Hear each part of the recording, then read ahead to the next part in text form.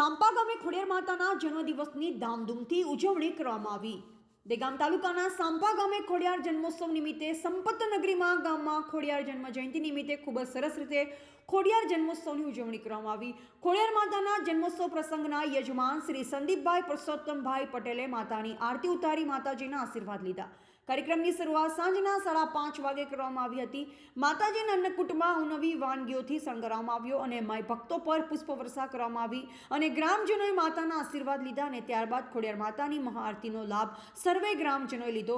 મહાઆરતી બાદ આતશબાજી કરવામાં આવી અને ખોડિયાર માતાના જન્મદિવસની કેક કાપી ઉજવણી કરવામાં આવી અને મહાપ્રસાદનો લાભ સર્વે ગ્રામજનોએ લીધો। ખોડિયાર જન્મોત્સવની ઉજવણીથી સર્વે ગ્રામજનોમાં આનંદ છવાયો હતો। રિપોર્ટર દિનેશ ચંદ્ર સાહ, દહેગામ।